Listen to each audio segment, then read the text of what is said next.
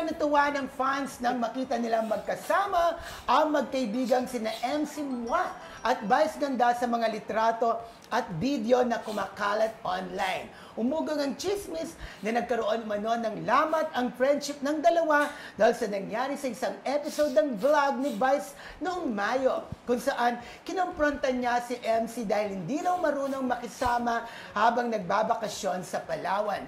Kinonfirm naman ng isang malapit kay Vice na wala daw talagang away na nangyari at nag-uusap pa nga raw ang dalawa. Patunay na on break lang muna talaga si MC sa It's Showtime. There you go! Na fact check na wala talagang away ang mag-BFF. Now, everybody's happy na.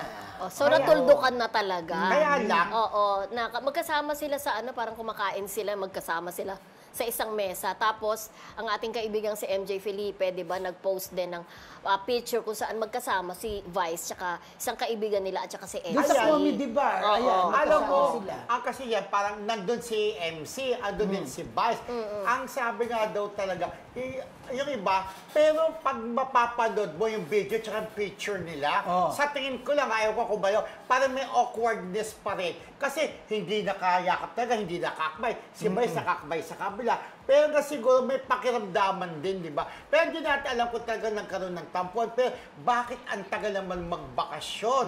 Di ba? Pero kung sabi ko nga, natin, di ba? nasabi, may something pa rin nangyari siguro. Pero nasabi na natin nung nakaraan, hindi rin naman natin alam. Baka yung management nagbawas ng host. Hindi natin alam yung mga reasons na baka hindi dahil kay Vice. Cost-cutting. O baka cost-cutting ng nangyayari yung cost-cutting. Kaya diba?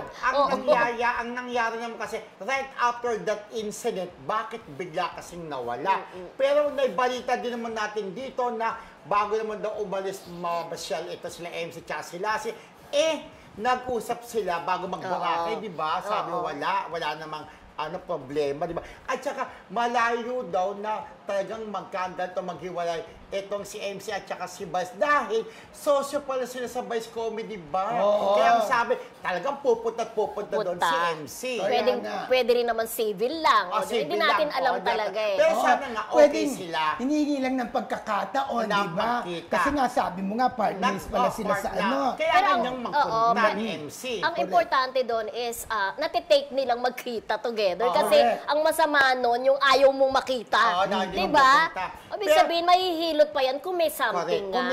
Pero yung, kaya lang ang tanong, kung hindi, ang sabi nga, di ba, nagbakasyon si MC tsaka si Lassie. Kasi kung nagbakasyon, umalis si MC, tapos sumama si Lassie, parang kung nag-away pala si Vice at tsaka si MC, hindong ka kumapit si Lassie kay MC, parang gano'n. Hanggang dikit kasi ang dalawa. Hindi naman pwede kasi, di ba, sa trabaho, MC and Lassie. Kung i-ano sila eh. At ang sabi nga, nagbakasyon naman daw itong si MC tsaka si Lassie. Sana nga gano'n. Tsaka, kasi sila ang Bex Battalion eh. Bex Battalion. At saka, well, ang importante ngayon, magkasama na sila, di ba?